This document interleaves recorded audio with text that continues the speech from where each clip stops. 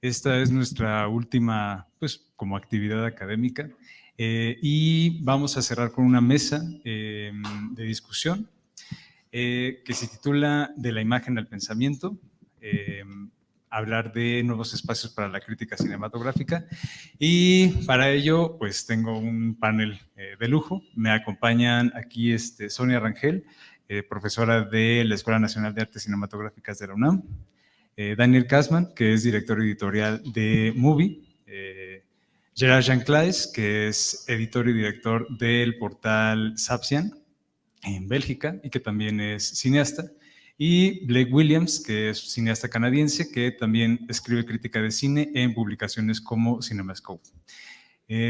La plática se va a dar en inglés, por atención a nuestros invitados. Entonces, voy a comenzar. Perdón, voy a poner primero. Qué oportuno. Okay.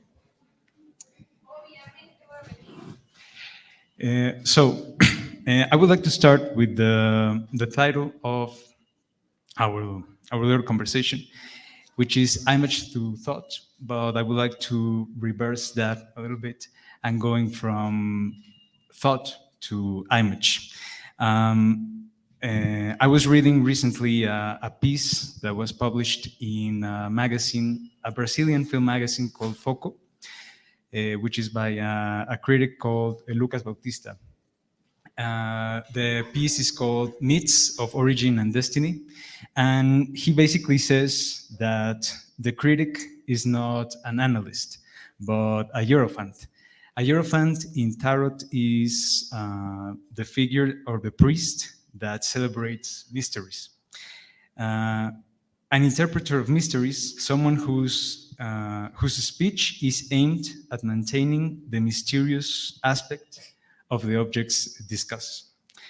That also resembles something that is a very famous quote of our great dean of Mexican film criticism, Jorge Ayala Blanco, when he says, la tarea del crítico es oscurecer las películas claras y aclarar las películas oscuras. To endarken light films and to to enlighten dark films and to endarken light films or enlightened films. So my first question to all of you would be like, if you think that the film critic can or should aim to create something that is not literature or cinema with what he or she has at hand. Sorry if I was throwing you. Could you repeat the question? Yeah, like, can the film critic or should the film critic aim to create something that is not literature or cinema with what he or she writes? Well, I'm not sure I can speak to that question specifically, but maybe to go back to the two quotes you offered. I didn't read the original Brazilian article you mentioned, but it sounds like it's saying one half of what the Mexican critic says. And I think the second quote was beautiful, that very clear, obvious films, you should discover the mystery and introduce it to the audience or the readership, the mystery of a film. And films that are deeply mysterious, like many of the Black Canvas films, you shine a light, meaning you analyze or you open up for the audience. So things that seem obvious, a Marvel film, you try to see what's not obvious about it, what's strange, what's complicated, what's not said. And then the films that don't speak or are challenging or secretive, you help open the door for the readership. So I agree very much with that philosophy of criticism and also commissioning articles, because I also work as an editor. The first quote or the summary you offered, I don't agree with, which is that critics should be like a priest that stands between the God and the audience, and only they understand what's happening. And without them, the audience doesn't understand the God or the cinema, right? Like, cinema is not a secret that only I understand. I can help people see, maybe, and they can help me see, but it's not a barrier between the audience and the object, I don't think. Yeah, maybe not so much as a barrier, but like someone who helps to make that mystery more complex, more mysterious, or more beautiful. Like, Yeah, no, I definitely agree. I think there's also a way to interpret that figure as a sort of false authority of only they are the expert, only they understand. You look to them for the interpretation. Without them, you, the audience, doesn't understand. I think it's more like maybe like a teacher, like they guide you. They're not the interpreter, because I think the audience can understand the language of cinema, but maybe the language can be clarified or more specific or interpreted a bit with the help of the critic. I think for me, the kind of criticism I like, is closely connected in a way to a critic also creates images in a sense. So it's about letting me look at a film in a way that I maybe didn't look at it, but it's just one way of looking at it. So I also love to read critics that watch the same films, but like years apart, and they've seen different things.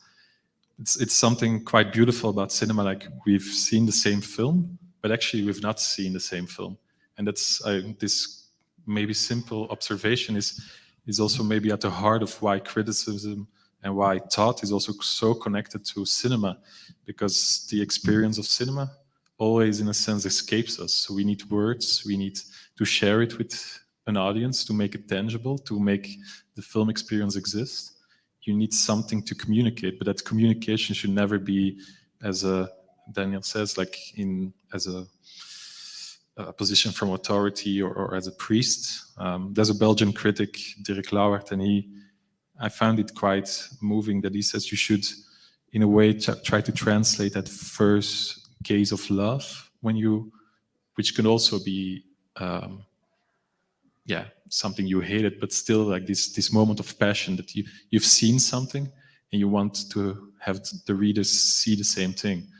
And it's maybe not as a spectator the thing that you've seen, but in a way you move cinema in that sense also, like in a broader sense. I've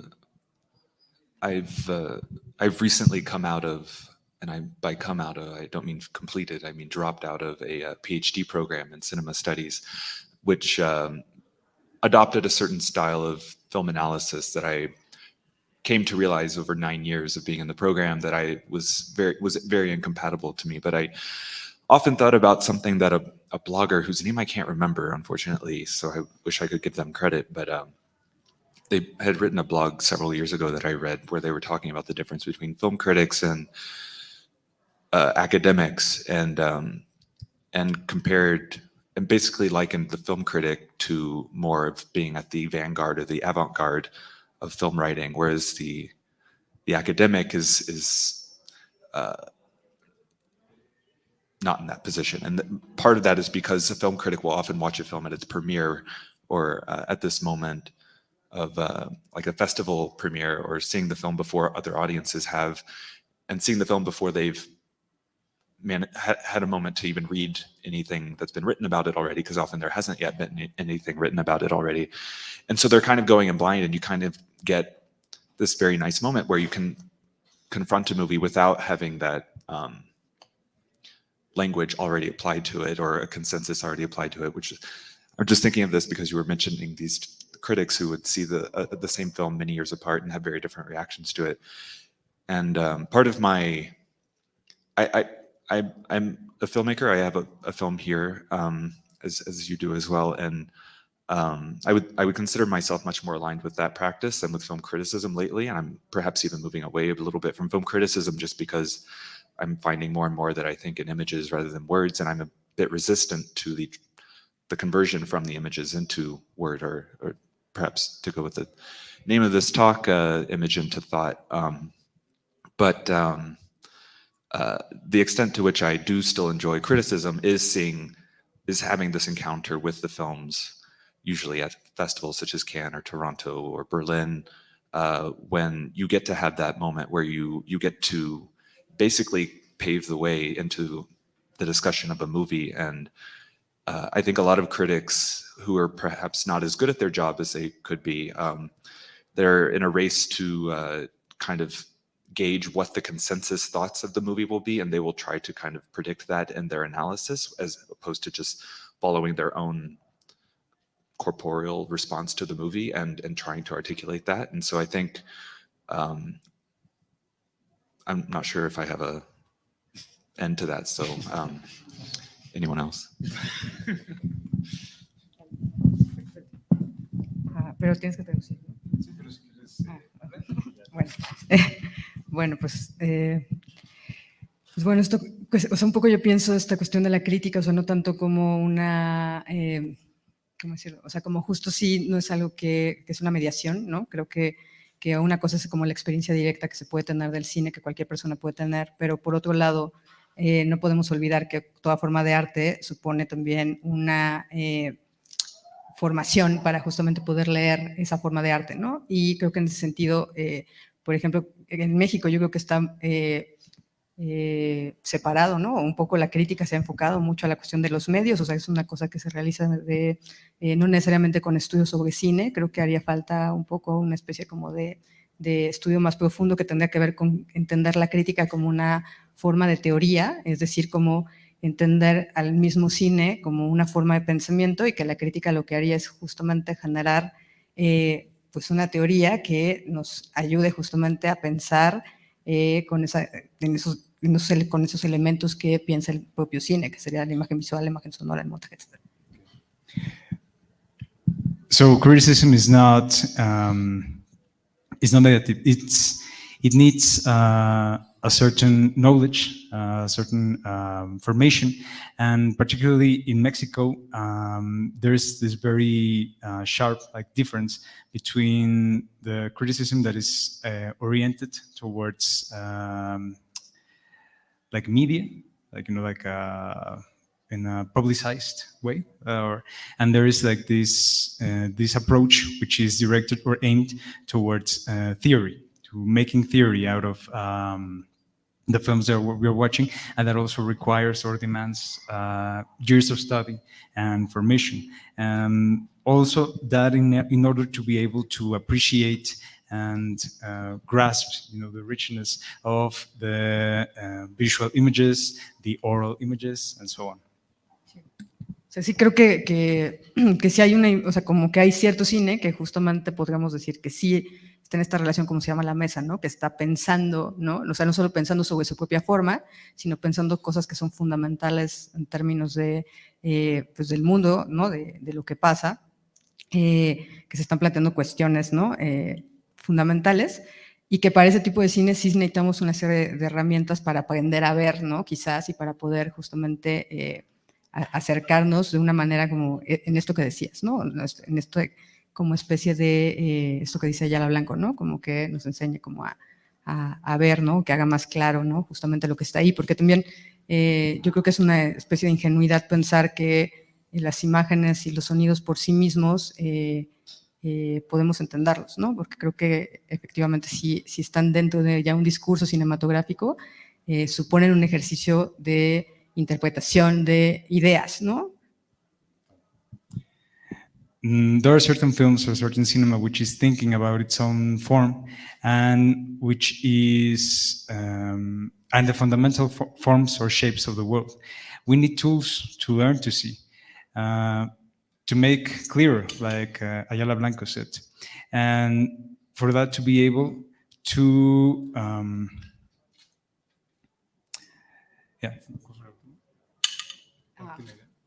Sí, que eso, que para comprender justo las ideas que están ahí. Okay. Justo que expone ideas y que justo por eso sí necesitan ciertas herramientas. Okay. So we need the conceptual tools to understand the cinematographic phenomenon and everything that is related to it. Okay.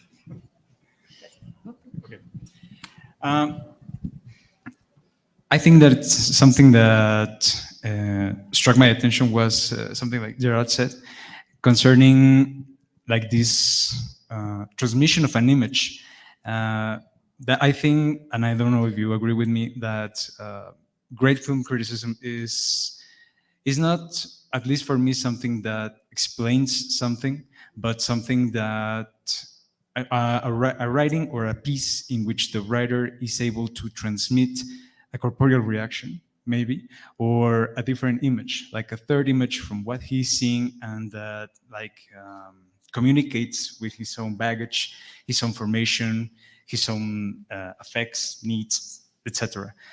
So I'm particularly interested, like, in that, like, we could call it like a third image that is created, like in this mediation between the critic or the spectator and the film. So I don't know if you like agree in that way, that you think like good film criticism should like be able to create like these images, or if you think of it in a more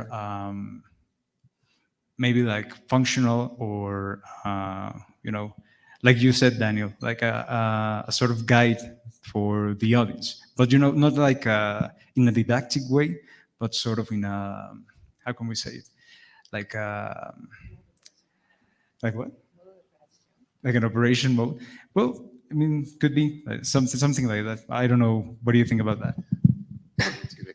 Well, I hate to give a very general response, but I think there's a infinite amount of kinds of film criticism. I don't think there's any one kind. The kind that you're describing and Gerard's mentioning is one of my favorite to encounter. It's like one of the most pleasurable, I think, for the audience. I mean, every reader is different, but I think generally that's a very pleasurable kind, marrying sort of personal reaction. I don't mean like a good or bad, but like integration of the thought and sort of experience of the author with the object. I love this kind of writing. It's very thrilling to encounter, because even if you don't see the same movie, as Gerard mentioned, or you haven't seen the movie, you kind of go along with the person. And this goes towards what you're saying. It's not literature, it's not cinema, it's sort of a different kind of prose. That said, there's a million other kinds of criticism, including factual, contextual, historical work that is super essential, that opens up films and their context and how they were made and where they were made and things like that.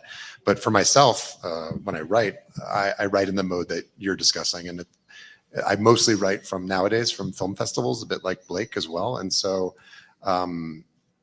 the way I think about it, which is not complex really, the way I think about it when I'm at Berlin or Rotterdam, or I was just in Toronto, is I assume that the reader won't ever see the movie I'm writing on, even if it's an obvious movie. So what should I say? How do I create this, as you say, like third image for the audience? And the image, I think, isn't just literally an image, like a picture, but it's the feel of the movie, the texture, the tone, the most interesting ideas that came to me anyway, at least, what the film is about, what it's dealing with that's of interest.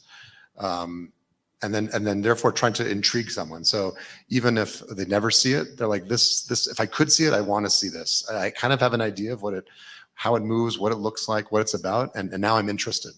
And so for me, as both a critic and someone who works in a movie, like, I connect this with a side of criticism, which again is not every side of criticism, but it's about advocacy, meaning trying to get the audience to want to see the movie or to think about the movie. And so the text is an object that introduces, I hope, ideas or sensations or imagery that makes you say, oh, like, I want to see that.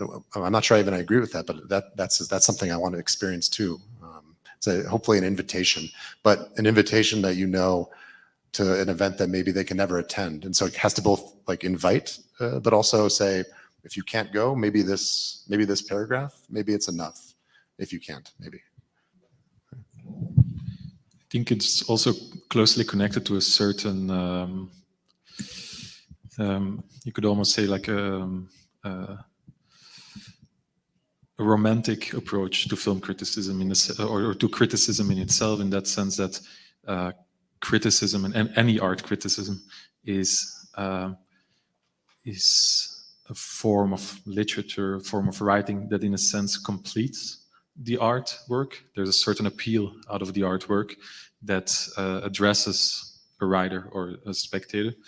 But But I agree with Daniel, there's so many forms of film criticism.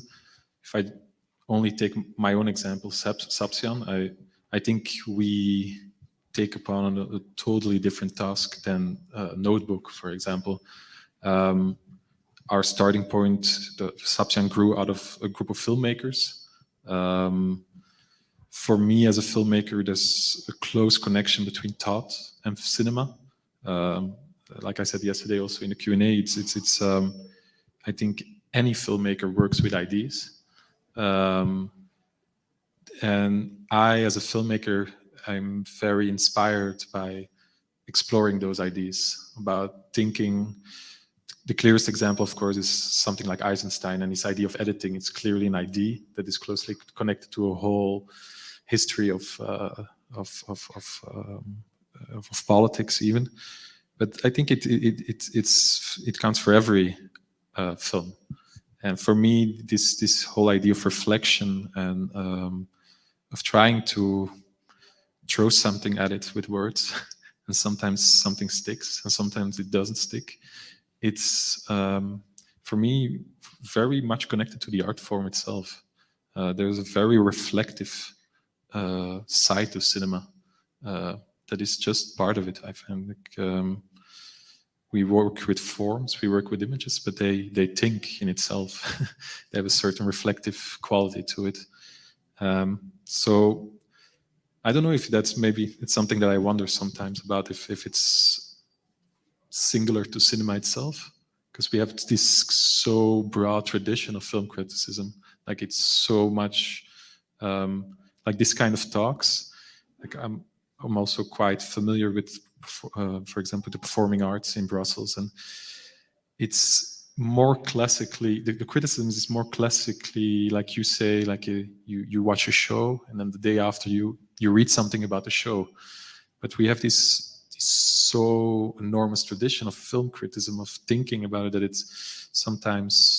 I sometimes think, yeah, maybe it's connected to it, like maybe it's very much related to it. Yeah.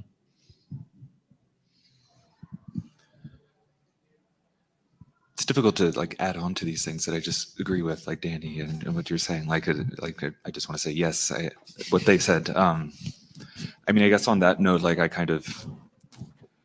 one of the problems that I would say that I have with a lot of criticism, and also even with filmmaking, is that a lot of the people writing about film seem to only read film criticism, and that's their entrance into writing about film. And a lot of filmmakers will only, their livelihood, their hobbies is just watching movies and studying movies, whereas I think a lot of the stronger filmmakers and a lot of the stronger film critics are often coming from other fields, or filmmakers who used to study mathematics, or who came out of some sort of other science, or perhaps they're like also a dancer, or like film critics who also go to art museums and go watch dance, or like are also into theater, perhaps. And so I guess I like the idea that film critics are writing about other kinds of arts also, or other kinds of activities, or they have a life outside of cinema. Just because if you are writing about movies and all you do is just read other movie reviews, then you're probably just adopting the kind of understood form or tradition of what film criticism is, and you'll have this familiar structure to how you create your arguments and your approaches, and you'll fixate on the same aspects of a film that other film critics do, and you'll just kind of not really end up saying anything. And so I find that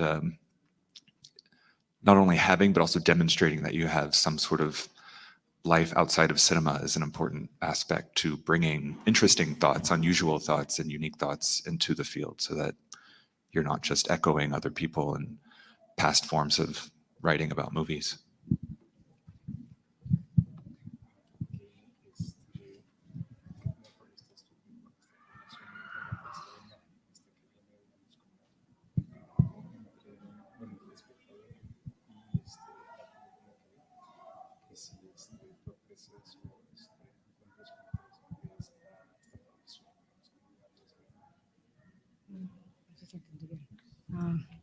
Bueno, creo que más bien un poco el trabajo de la crítica, o sea, que además habría que diferenciar también, ¿no? Porque una cosa es un trabajo que sería más enfocado a un filme en particular, ¿no? Como aislado, como invitación, y otra cosa es justo sí ya es estudiar los films como obras, ¿no? Y que en ese sentido, como obra completa me refiero, o sea, como buscando o sea, modos de operación, elementos estéticos formales, ideas que estarían a la base justamente de proyectos creativos, ¿no? O sea, como pienso obviamente en cine de autor, ¿no? Que justo para ahí sí, quizá muchas veces por la forma en la que estamos acostumbrados a relacionarnos con las imágenes, quizá sí hay como o sea, la crítica sirve como una especie de intercesor para dar ciertas herramientas, ¿no?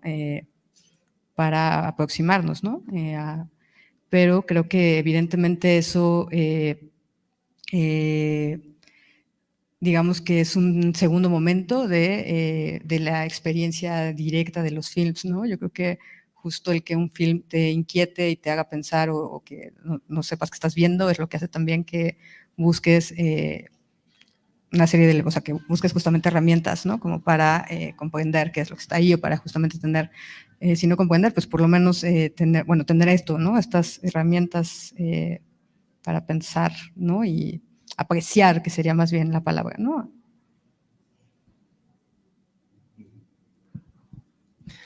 So I believe that the ideal task of criticism would be focused to an isolated film, or maybe to study two films like a complete over, to find ideas, aesthetic elements, etc. In what we call author cinema, many times because of the way that we relate to images, criticism is able to offer us tools. But this is a second moment of the direct experience. When a film breaks you or disarms you, and you need to find like these tools like to in a way reintegrate or like recompound the experience and to able to think and maybe more than thinking, appreciating what we are seeing or what we're experiencing.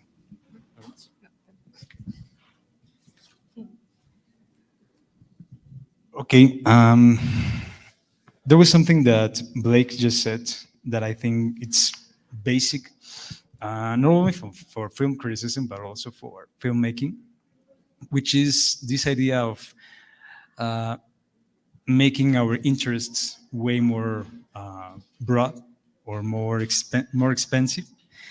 Not only limiting ourselves, maybe as film critics, to read film criticism, or as filmmakers to watch films, but opening ourselves like to all the richness of the world. And I think in that matter is like I'm going to talk about the elephant in the room. I mean, someone like Godard, for example. Sorry, had to go.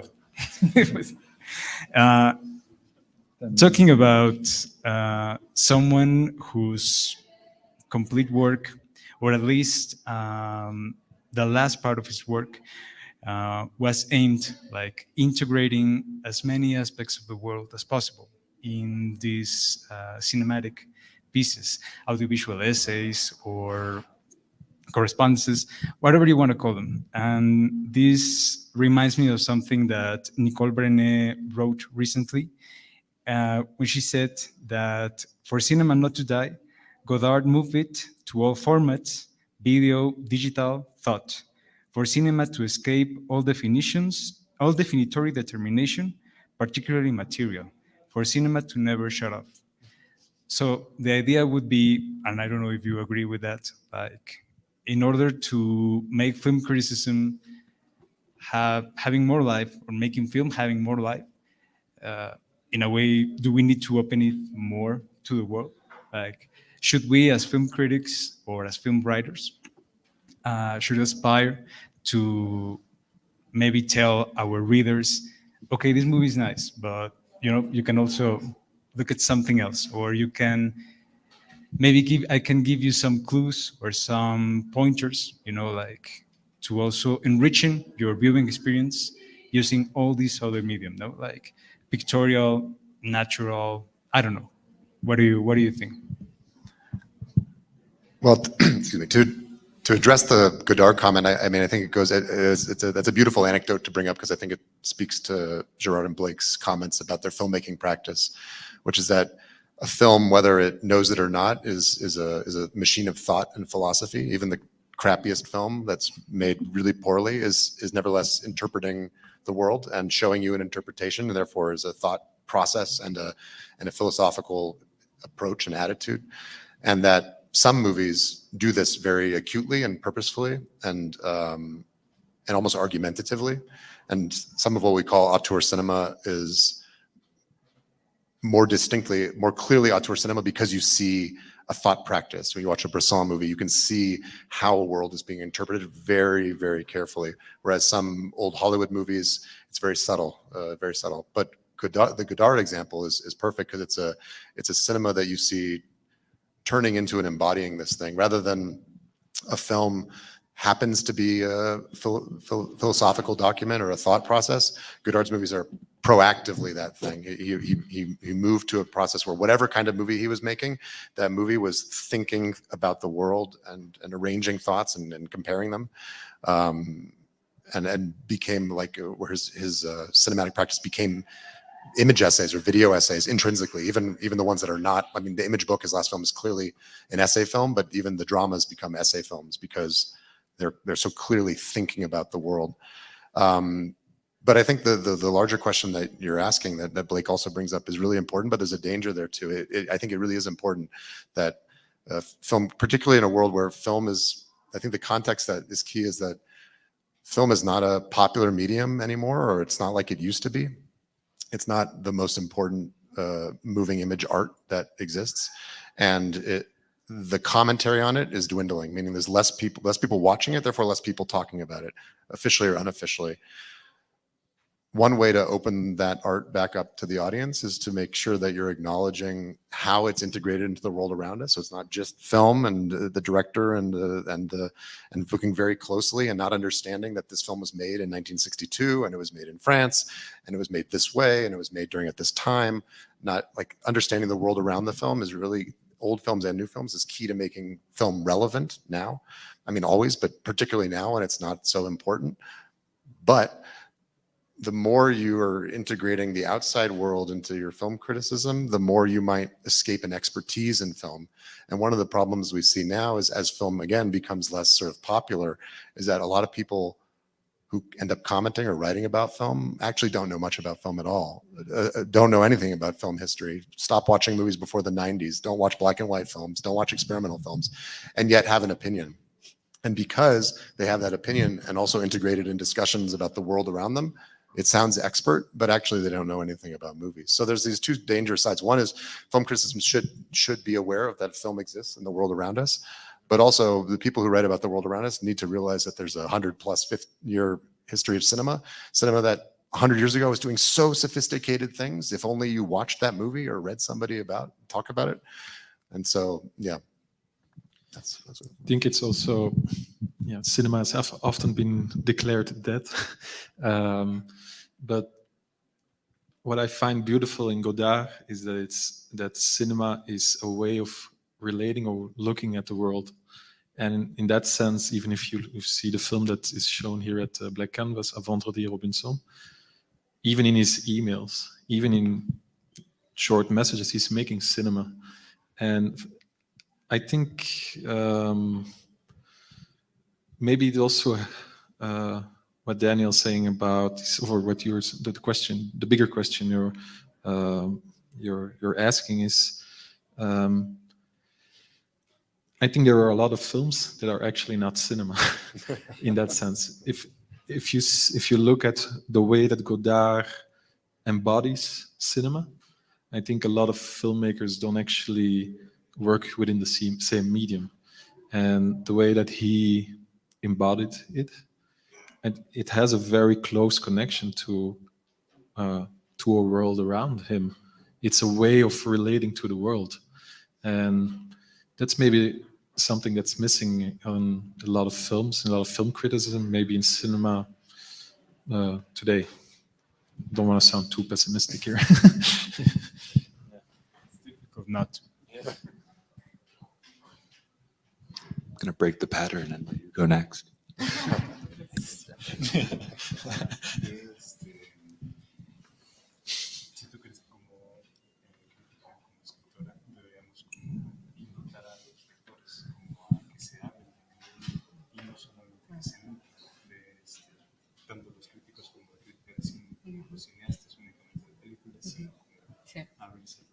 Sí.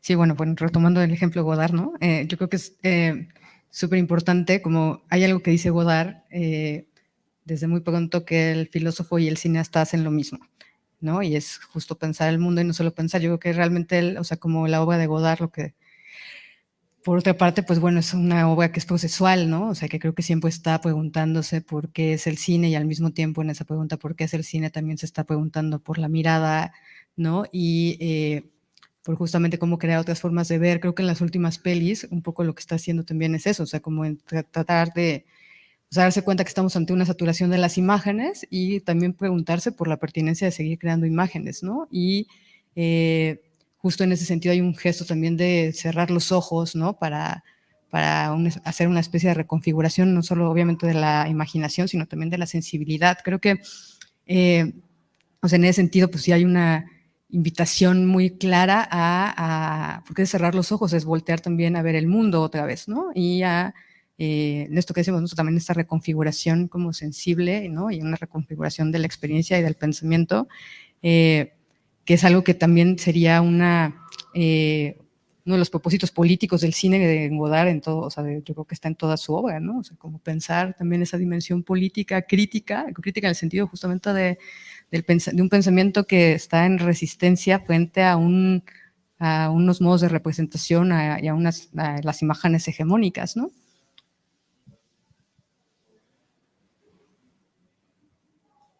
Perdón que te hago escribir mucho.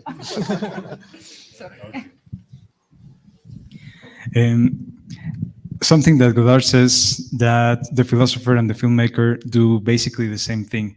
That film is processual. It's always asking about Godard's work is processual. It's always asking itself about cinema, about the regard, about the gaze, about different ways of looking. He also works with the saturation of images, and he questions the need to create more images in an already oversaturated world with images. To be able to close our eyes, to reconfigure the sensibility, close our eyes is also turning to see the world in a way. It's a reconfiguration of thought, which is part of the political dimension of his work, which is in constant resistance to the hegemonic images. Beautiful. Blake, do you want? I don't think I really have anything to add, actually. Yeah. Okay. Something that also I think it's a very, I don't know, like recent in a way. Godard has been doing it for many years, but talking about like audiovisual essays, you know, like after all, the name of this chat is also like different spaces for film criticism. And I think that also could refer to different mediums to approach like film criticism.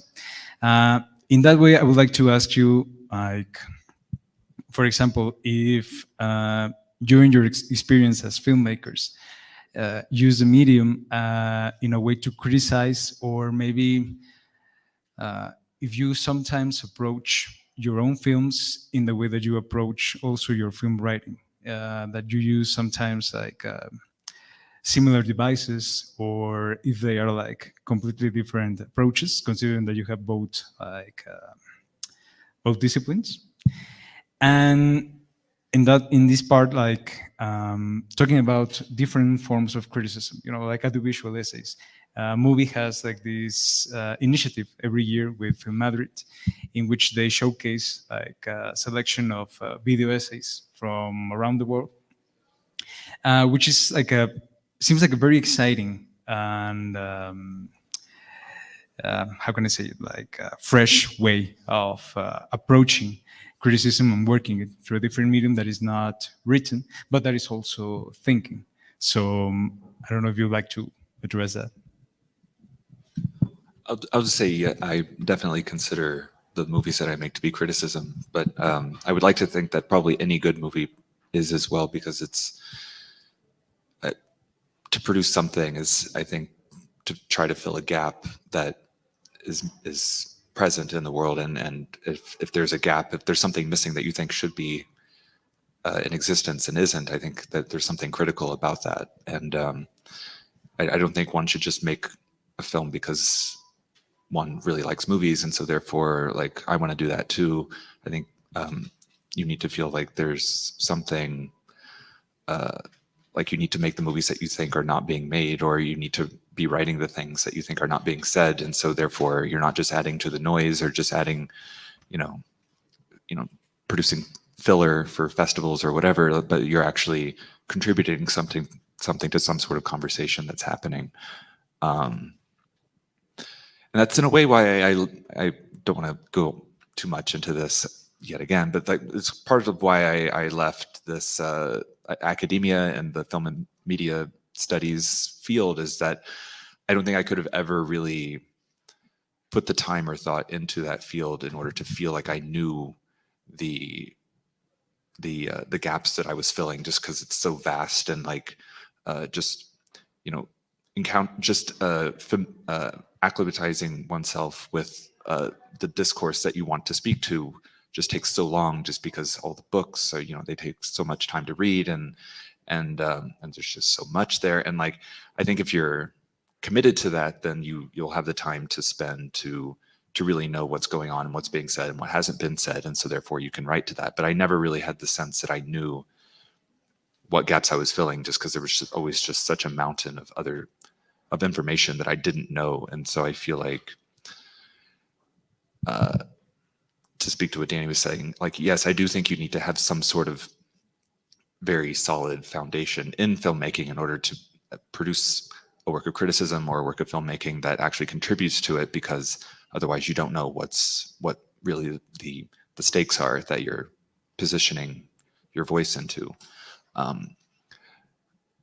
So yeah.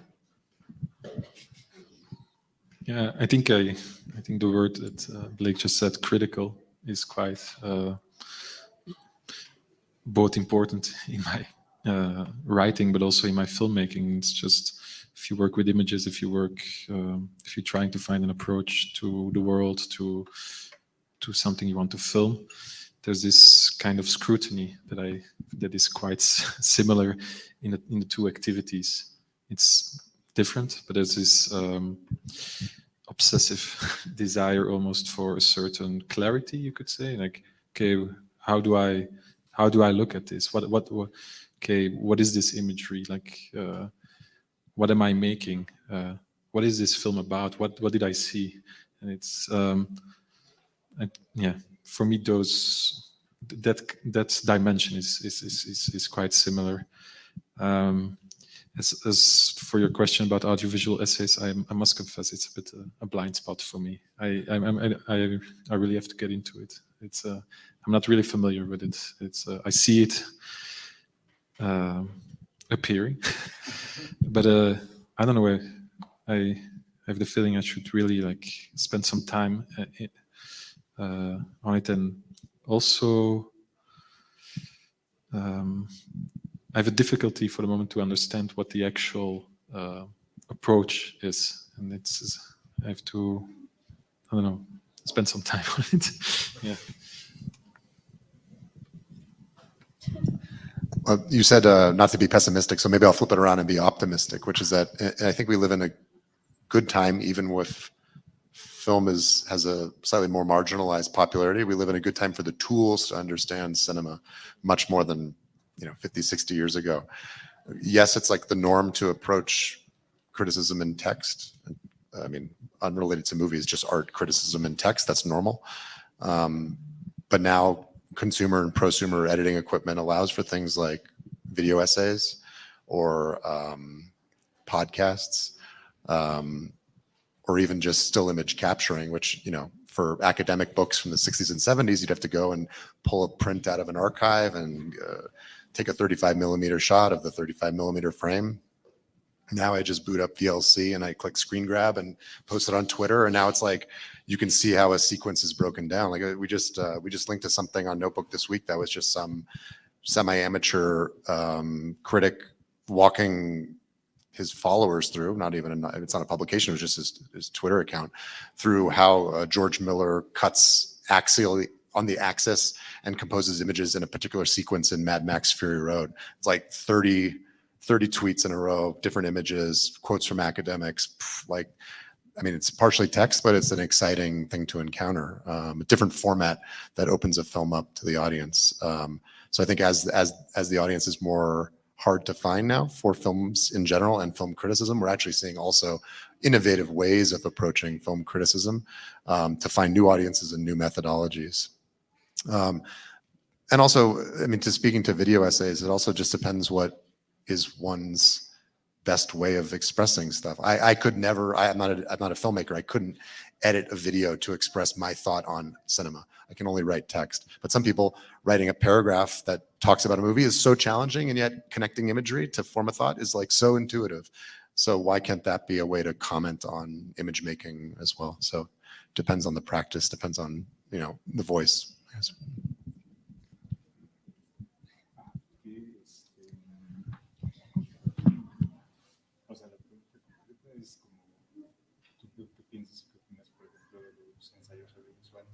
O de nuestra idea como de migrar la crítica hacia otros formatos, otros espacios, no necesariamente. Bueno, yo creo que otra vez Godard es como un ejemplo muy claro, ¿no? De que no habría como una separación. O sea, de hecho, yo creo que en su trabajo, digo, no, más allá de también de esta no jerarquía entre las imágenes, ¿no? Y me refiero justamente a que, pues, podía pensar justamente con, ¿no? Con video, con imágenes de archivo, con cine, etcétera, o sea, con diferentes formatos, justo con imágenes de celular, etcétera.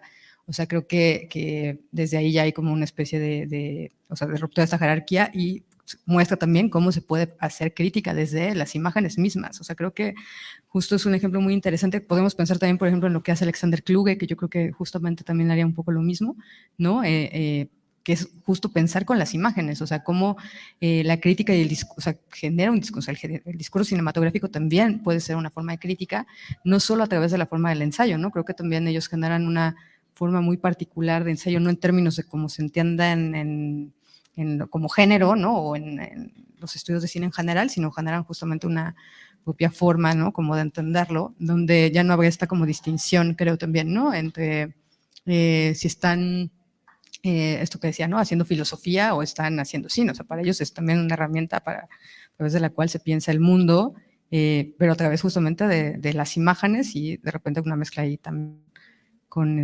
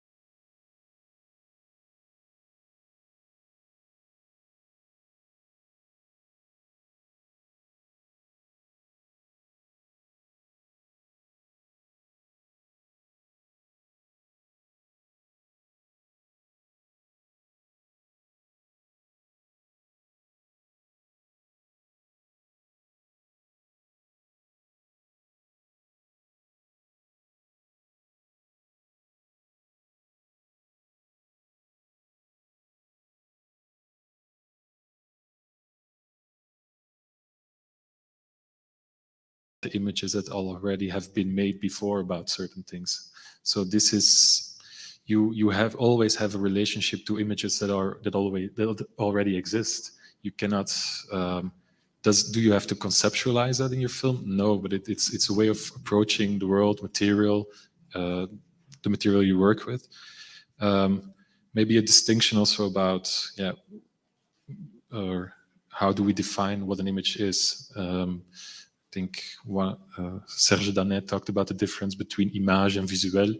Visuel as being just mere, I don't know how you would say that in English, but like something that is in like a children's book, like a picture, something that is flat.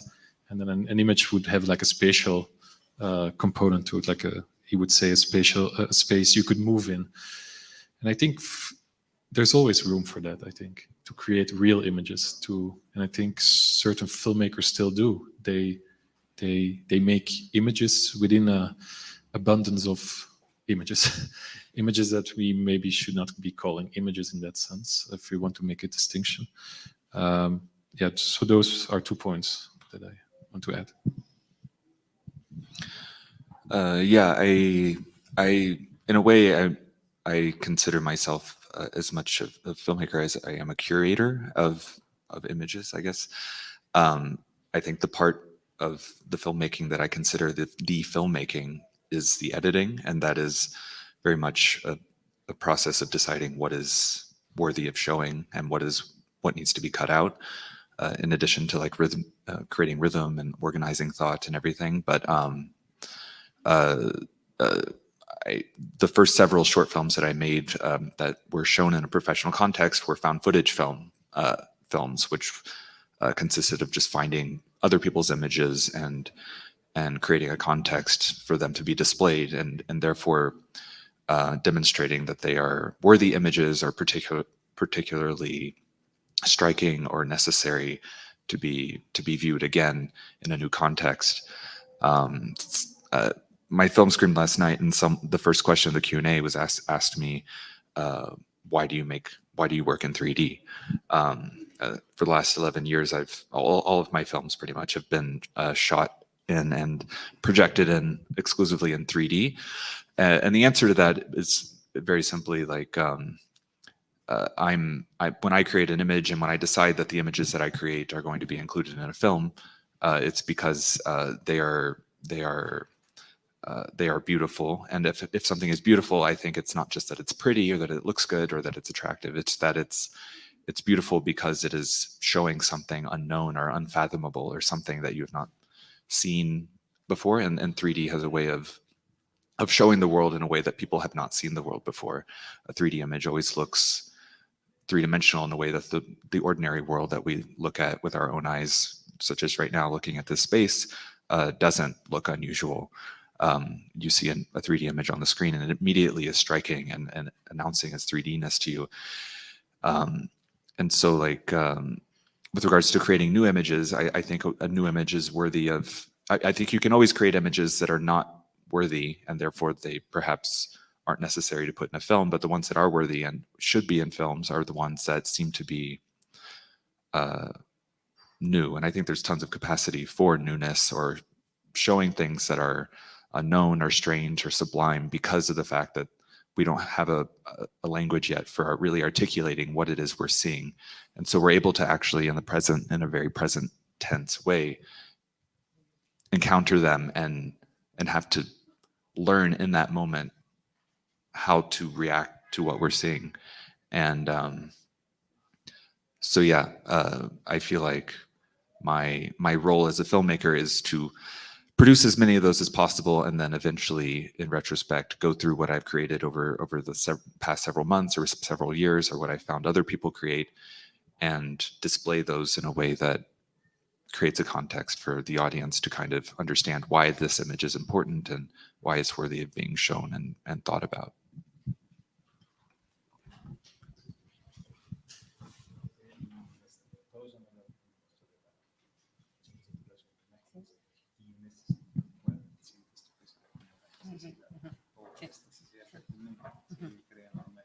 Sí. Sí. Bueno, Bueno, aquí pues sí, lo siento, pero bueno, me va a salir lo filósofo, ¿no?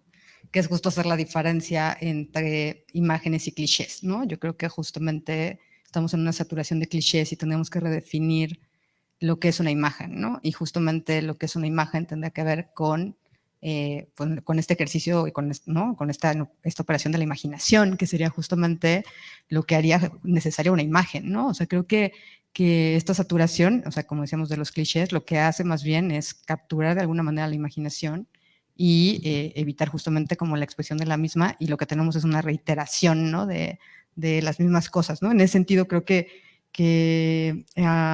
por ejemplo, eso, pues yo un poco pienso en una especie como de ecología de las imágenes, ¿no? Que tendrá que ver justo con, no solo nada más con qué imágenes producir, sino también con qué imágenes ver, o sea, aprender justamente a distinguir, ¿no? Entre unas y otras. Y creo que también hay ejercicios muy interesantes, o sea, que esto que decíamos o sea, el letrismo justamente como vanguardia, surge justamente en los 50 pensando ya que en esta necesidad de no producir más imágenes porque se está polucionando el imaginario, ¿no? Y que es un gesto que podemos ver para seguir con Godard en la última película de Godard, ¿no? En el libro de las imágenes, donde justo lo que está haciendo también es ejercitar esta ecología de las imágenes, no producir más imágenes, sino justamente enseñarnos a ver a través de imágenes que él está interviniendo pues repensando, ¿no? Y haciéndonos ver otra vez a través de ellas, ¿no? Creo que un poco tenemos que vincular estas imágenes necesarias a la creación o la recuperación justamente de la mirada, ¿no?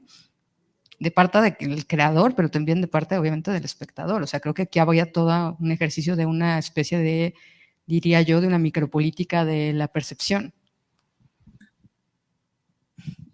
Sí, sí.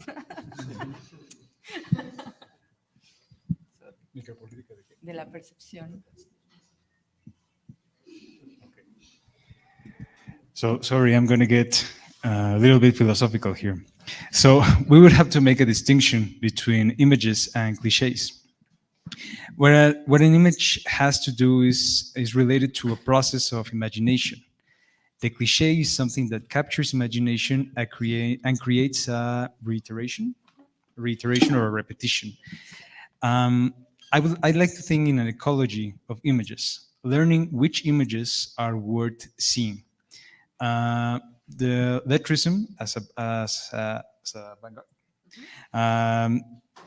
It's born as a necessity to not produce more images. Godard also exercises this particular ecology of images through the intervention of those same images.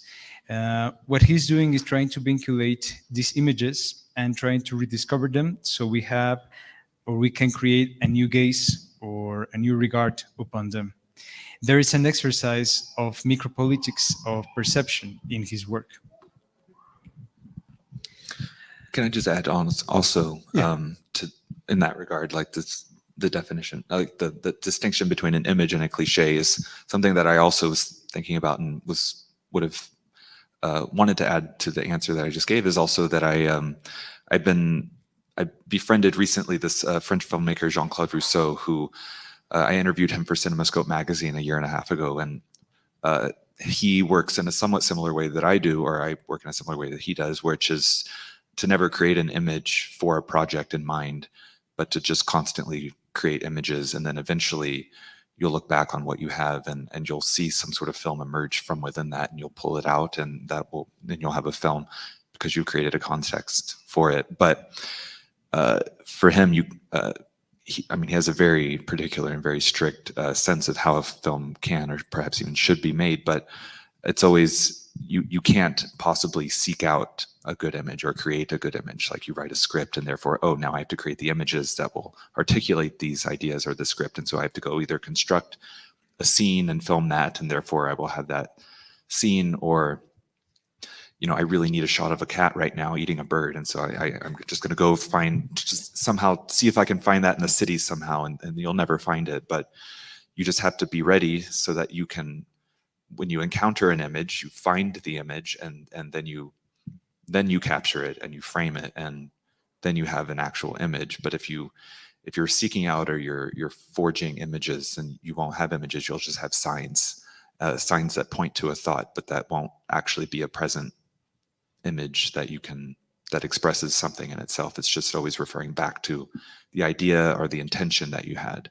And I think also the cliche, because I think the genius of being an image creator is knowing when you see an image in the world and not, I think the cognitive capacity that we have for images is always limited by things we've already experienced, and therefore they will become cliches. But if you wait and are patient to encounter the things in the world, then you'll see the genius thing that is completely unfathomable or unthinkable. Yeah, I just wanted to add it because as a filmmaker, I'm quite fascinated by cliches in that sense, because there are images that are shared, that are in a way also have an unpersonal quality to it. It connects to what I said previously. I think what I always find interesting is I'm not sure what I want to say. No, for me, it's a bit. I don't really appreciate him so much as a filmmaker, but the questions that someone like Olivier Assayas asks about images today and about relating to a present world and trying to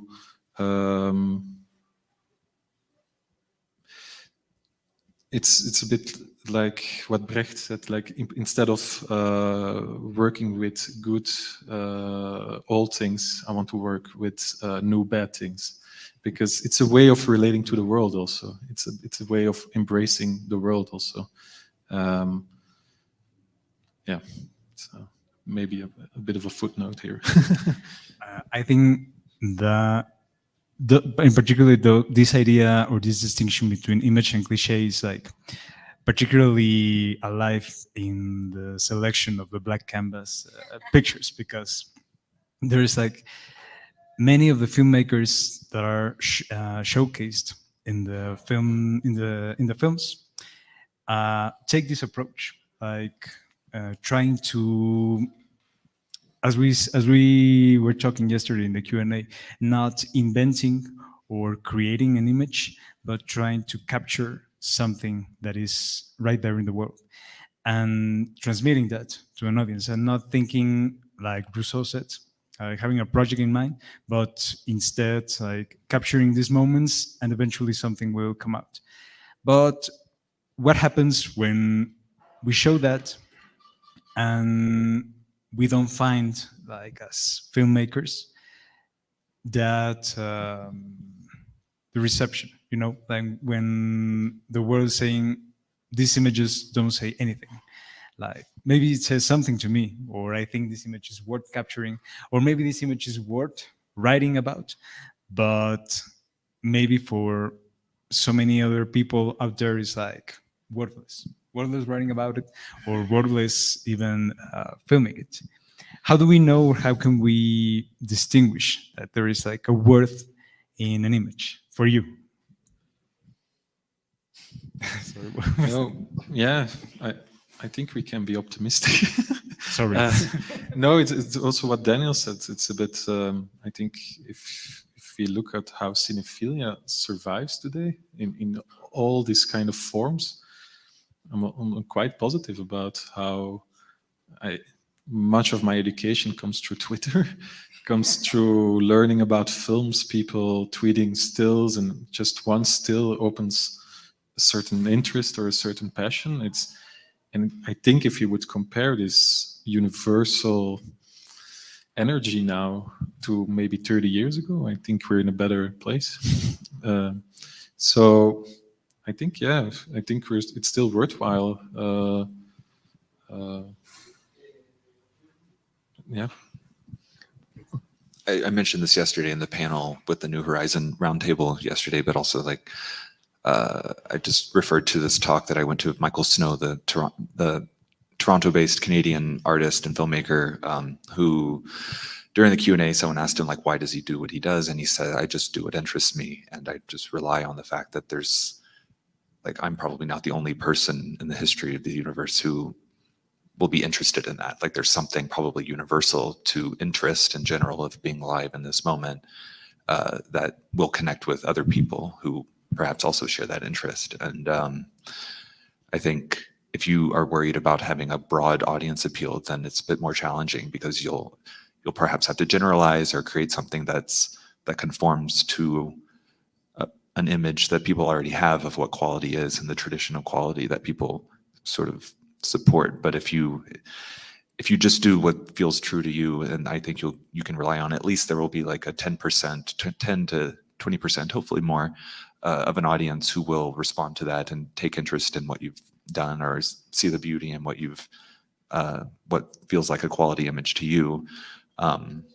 But there's such a variety of experiences of being alive that, I don't think you should really expect or hope that everyone who watches what you've created will see value in it. I think that certainly hasn't been the experience with my own work, but I think that there's also just not a problem with that. With regards to my critical work, there's a reason why there's several reasons why I'm not an active critic who's like writing for a publication and reviewing every new release. It's because then you have to go from a sort of bank of just ways of talking about image and repeat that over and over again and just make alterations in order to like subscribe it to what you're speaking to. But I write basically 4 pieces a year for CinemaScope magazine and cover a couple of festivals, but that allows me to kind of not seek out the films from all of the mass that I see, but to find the films that speak to me, and then I take interest in those and I write about those, and I don't take an obligation to love everything or have something to say about everything. I just have I say things about the things that I have, that I have something to say about. Well, maybe I'll flip my optimism back on its head and say that you asked a very good question, and I think a very relevant question as you said earlier, the quantity of images that are created, images or cliches that are being created increases. How do people recognize a good image? Leaving aside, is there such thing as a good image? How do you judge? Okay, let's leave that aside. But I'm a really firm believer that, at least in an abstract sense, we need to be teaching children visual literacy in the same way we teach children how to read and how to write and how to understand text. They need to understand images. We don't teach that.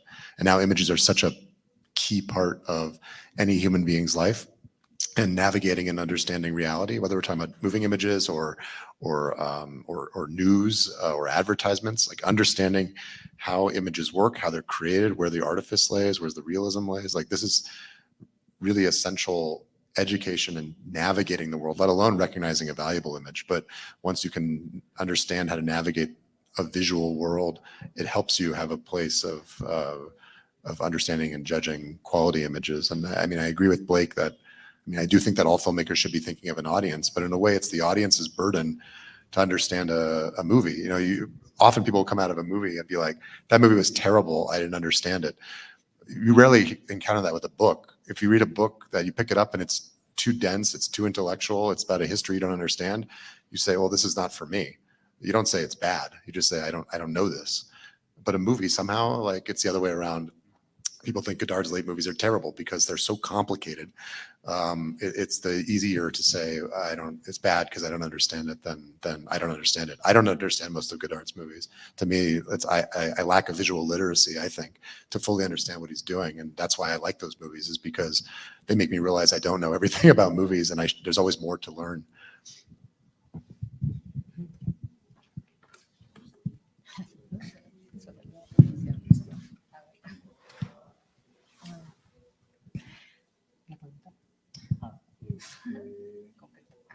Si hay, digamos, como en esta parte de la que el cineasta puede capturar una imagen y el crítico decide que vale la pena escribir sobre esa imagen, ¿qué pasa cuando por la respuesta de la audiencia cómo sabemos nosotros qué imágenes sí vale la pena filmar, qué imágenes sí vale la pena escribir? Bueno. Sí, bueno, eso tiene que ver con los procesos como creativos de cada quien, ¿no? O sea, imaginativos. Al final creo que también hay una cuestión que tiene que ver con con la educación, ¿no? Que eso es también muy importante. Creo que al principio de la charla que hablábamos de la crítica, quizás una de las funciones de la crítica tenga que ver también con una especie de pedagogía del ver, ¿no? Y que tiene que ver justo con esta, pues con que estamos en un mundo ahora donde pues esta saturación de imágenes no solo es una saturación de imágenes, sino está pasando también por una modificación tecnológica, ¿no? Que justamente por las plataformas, ¿no? Las redes sociales, etcétera, o sea, como que hacen que el TikTok, todas estas cosas hacen que el consumo de imágenes sea como más rápido, ¿no? Y, bueno, de clichés tenemos que decir, ¿no? Pero justo esta, digamos, también mutación, porque es una mutación al final también de la sensibilidad de la percepción, también lo que genera es como una especie de no distinción estética, es decir, que todo lo que vemos lo queramos consumir de la misma manera, o sea, que todo queramos que sea como el TikTok o que todos queramos que sea como, ¿no? Y creo que es ahí donde está el problema, o sea, como justamente el poder distinguir, ¿no? Que, por ejemplo, una experiencia como ir a ver una película, como las que hemos visto ahora en el festival, implica un ejercicio, ¿no? Implica una disciplina, implica una atención, implica, ¿no? una disposición a tener otra experiencia, ¿no? Que la que tenemos cotidianamente. O sea, creo que supondría que el cine lo que estaría ofreciendo es una experiencia distinta, una experiencia, ¿no? O sea, estética, ¿no? Distinta a la experiencia cotidiana que tenemos con, ¿no? Nuestro consumo de imágenes en el smartphone, ¿no? Y en ese sentido quizá, ¿no? Podría haber como una recepción de esas imágenes que, pues, o sea, los cineastas están produciendo desde estos procesos creativos, ¿no? Que de alguna manera resisten a eso, ¿no? Pues a las formas hegemónicas, ¿no?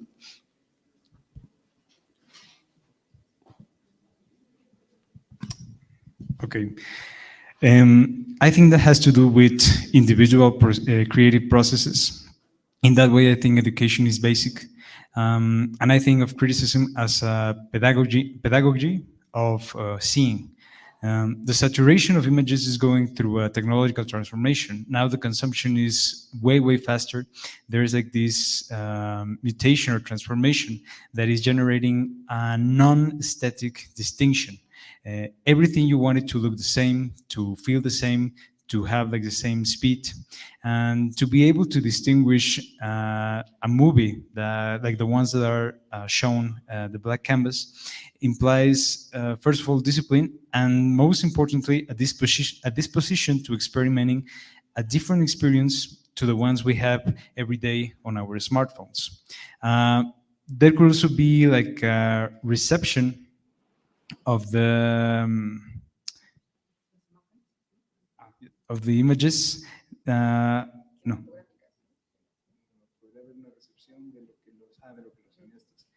There could be a different reception of what the filmmakers are trying to do from their own creative processes. Bueno, pues creo que por el tiempo me gustaría como poder abrir un poco la conversación y ofrecerles a ustedes la oportunidad de hacer como alguna pregunta, alguna aportación, algún comentario, generar alguna polémica, controversia con alguno de nuestros panelistas. No sé si alguien quiera como abrir. Sí, por allá. Tenemos micro.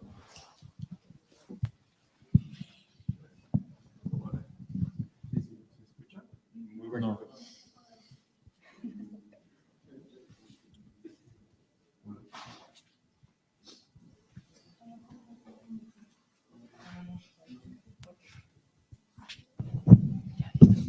Hola, ya, ahora sí. Bueno, mi pregunta es para Blake. So backing up a bit when you talk about the creation of the images and how if you create for a specific thing, you'll end up with signs.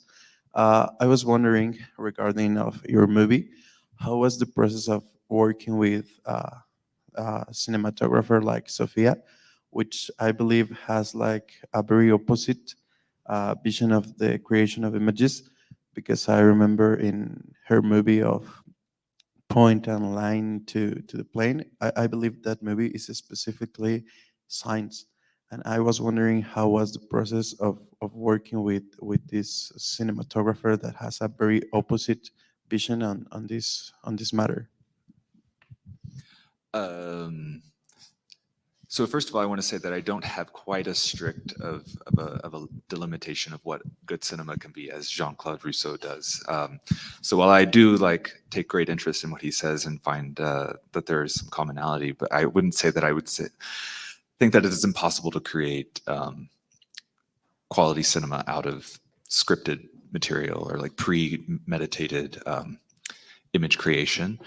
That said, I mean, part of going into that project of my film that's here, A Woman Escapes, was I knew going in I was co-directing with two others who have a very different approach to making images and cinema than I have, and to me that was one of the exciting things, was knowing that my work would be sitting amongst their work and all of our work would be contrasting the others. And in a sense, to go back to what we're talking about, it would be both, it would create a benign but also perhaps critical relationship amongst our different parts, because the fact that we are working differently indicates that we all have different beliefs in what makes quality work, or what ought to, the gaps in the world of images and movies do exist and are most worthy of filling.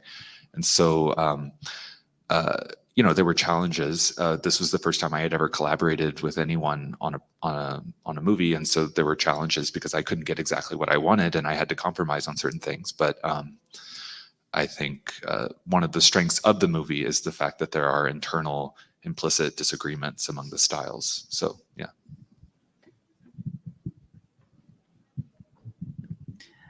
¿Alguien más que tenga algún comentario, alguna pregunta?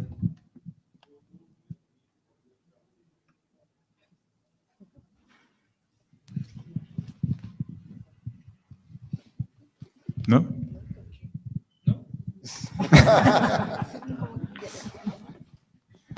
Bueno, me da gusto que hayamos sido lo suficientemente claros. ¿Sí? Ok. Bueno, en ese caso me gustaría como cerrar la mesa. I would like to close the discussion with another quote, which I just lost. Sorry. Okay, here it is. And I think this one is really nice because it talks about a shared goal between filmmakers and film critics. And it's from Helmut Witomski. He says, "You have to press forward and reach the object. It needs to be conquered. Develop knowledge, study things from all angles, accumulate ideas, and then forget them and discover them again." So I think that what I would like to close out by saying is that there is this big gap, or there's this big distance between filmmakers and filmmakers and film critics, particularly here in Mexico. So I think it's important, offering these spaces of reflection and discussion to narrow those breaches and to be able to know that we are not antagonists. We're reaching for the same objective, which is to help cinema continue to be alive. So thank you very much, all of you. Muchas gracias a todos por acompañarnos y pues los invitamos a que continúen asistiendo a las actividades del festival hasta este domingo 9 de octubre. Muchas gracias.